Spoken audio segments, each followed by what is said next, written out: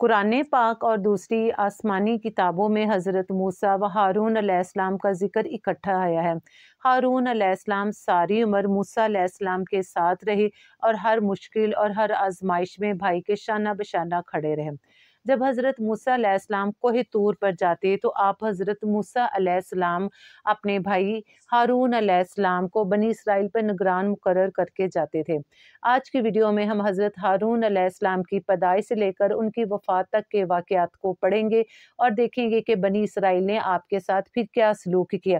اس سے پہلے please channel کو لائک اور سبسکرائب کرنا مت بھولیے گا۔ حضرت یعقوب علیہ السلام کی نسل سے ہارون علیہ السلام کا تعلق تھا۔ جب آپ کی پیدائش ہوئی تو آپ کی نیک صفت والدہ نے آپ کا نام ہارون رکھا۔ ہارون عبرانی زبان کا لفظ ہے جس کا مطلب ہے سرخ و سفید۔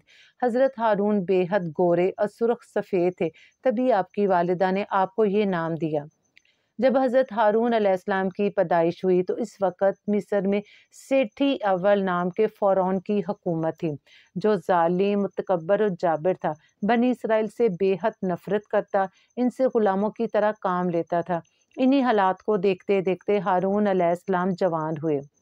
حضرت ہارون علیہ السلام کی خوبصورتی کا ڈنکا پورے مصر میں بجتا تھا۔ آپ بے حد بلند قامت، خوبصورت، بردبار، صاف اور میٹھی گفتگو کرتے تھے۔ اپنے قبیلے کے سب سے خوبصورت مرد تھے، جن کے گھنگرالے بال ان کی خوبصورتی میں بے حد اضافہ کرتے تھے۔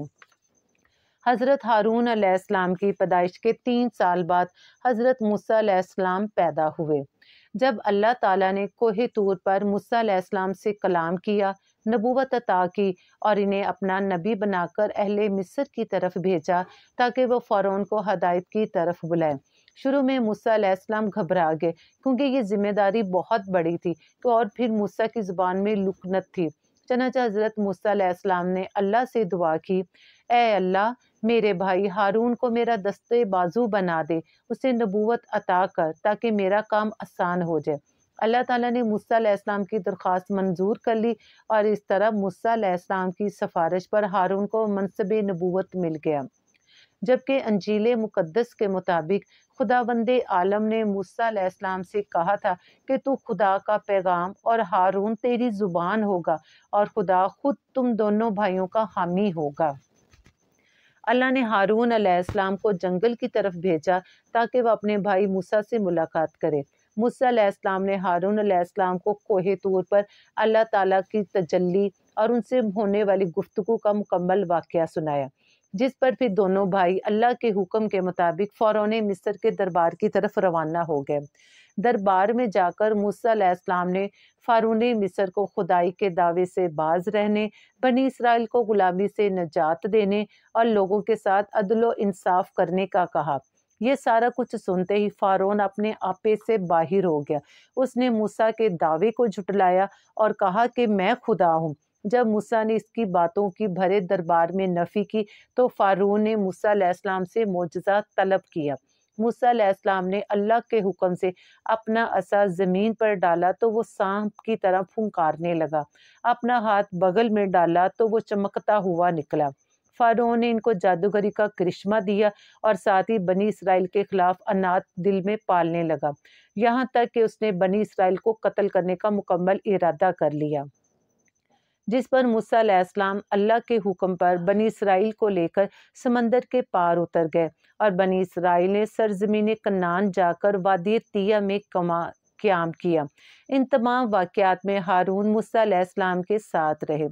وادی طیہ میں جب موسیٰ کو اللہ نے کوہ طور پر طلب کیا تاکہ ان کو مزید احکامات دیے جا سکے اور ساتھ ہی ان کو توریت کی تختیاں بھی دینے کا کہا، تو موسیٰ نے ہارون کو بنی اسرائیل پر اپنا نائب مقرر کیا اور خود 30 روز کے لیے کوہ طور پر چلے گئے۔ موسیٰ کوہ طور پر اللہ سے راز و نیاز میں مصروف تھے اور پیچھے بنی اسرائیل میں ایک ایسا واقعہ پیش آیا جس کی وجہ سے موسیٰ علیہ السلام جب واپس آئے تو وہ غصے سے آپے سے باہر ہو گئے۔ موسیٰ علیہ السلام کوہ طور پر تو 30 دنوں کے لیے گئے تھے مگر ان کو زیادہ دن لگ گئے، جس پر بنی اسرائیل میں مختلف قسم کے فتنوں نے جنم لیا۔ बनी इसराइल के एक शख्स सामरी ने यहूदियों से सोने के जेवर लिए, इनको पिघलाकर एक बछड़े की शक्ल दी और जादू की मदद से उसमें जान डाल दी और वह बछड़ा बोलने लगा। अब बनी इसराइल को सामरी ने इकट्ठा किया और उन्हें गुमराह करते हुए कहने लगा, मूसा अपने खुदा को मेरे पास भूलकर चला गया है। खुद वो वादी वादी भटक कर खुदा को तलाश कर रहा है, जबकि खुदा मेरे पास है। अब सामरी ने बनी इसराइल को तरगीब दी और वो सब उसके पीछे लगकर इस बछड़े की पूजा करने लगे। इसराइल सामरी के बहकावे में आ चुके थे और उन्होंने शिर्क करना शुरू कर दिया। जबकि हजरत हारून अलैहिस्सलाम ये सारा कुछ देख रहे थे, उन्होंने बनी इसराइल को इकट्ठा किया, उन्हें मुखातिब करते हुए कहा, ये काम मत करो, ये गुमराही का रास्ता है। मगर बनी इसराइल सामरी के चुंगल में फंस चुके थे। उल्टा उन्होंने हारून अलैहिस्सलाम को कत्ल करने की धमकी भी दी। हजरत हारून अलैहिस्सलाम चूंकि नरम तबीयत के मालिक थे, आपकी तबीयत में मूसा अलैहिस्सलाम की तरह रौब दबदबा ना था, इसलिए आप इसराइल को इस कुफर से रोकने में नाकाम रहे। 40 रोज के बाद मूसा अलैहिस्सलाम कोहे तूर से नीचे उतरे तो आपके पास तौरात की तख्तियां थी, जिसके ऊपर मजीद अहकामात अल्लाह ताला की तरफ से दिए गए थे। मगर जब उन्होंने आकर अपनी कौम को बछड़े की पूजा करते हुए देखा तो इस कदर गजबनाक हुए कि गुस्से से उन्होंने तौरात की तख्तियों पर जमीन पर दे मारा और तोड़ दिया। इन तख्तियों पर तौरात के अहकामात दर्ज थे। मूसा इस बात पर गजबनाक हुए कि मैंने हारून को जो ड्यूटी दी थी वो उन्होंने दयानतदारी से नहीं की।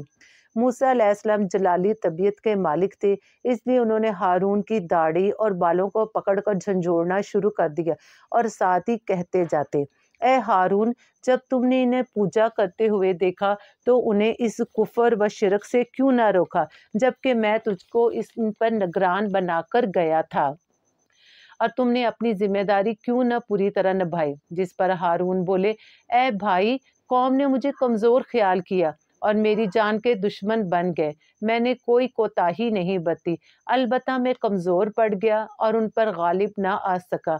अलबत्ता मैंने उनकी इस्लाह की पूरी तरह कोशिश की। अब हज़रत मूसा को एहसास हुआ कि बनी इसराइल की गुमराही के ज़िम्मेदार सामरी है, ना कि हारून अलैहिस्सलाम।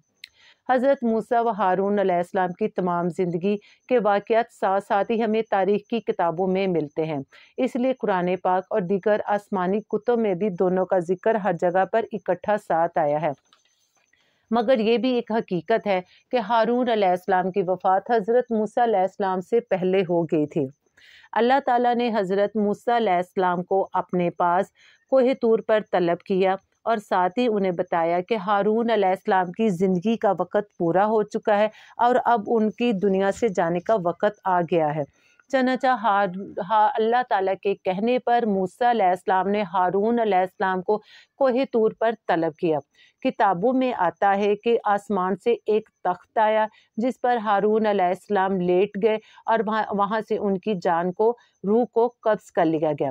और जब मूसा अलैहिस्सलाम अकेले वापस अपनी कौम यानी कि बनी इसराइल में आए तो बनी इसराइल ने हज़रत हारून अलैहिस्सलाम की वफ़ात को मानने से इनकार कर दिया, क्योंकि वो मूसा अलैहिस्सलाम की निस्बत हारून अलैहिस्सलाम से ज़्यादा मोहब्बत करते थे और उनसे लगाव रखते थे।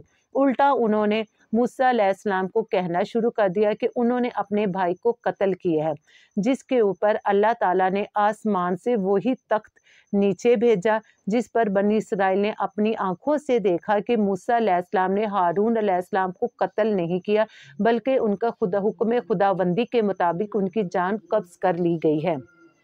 प्लीज़ चैनल को लाइक और सब्सक्राइब करना मत भूलिएगा और नोटिफिकेशन की बेल को भी ऑन कीजिएगा।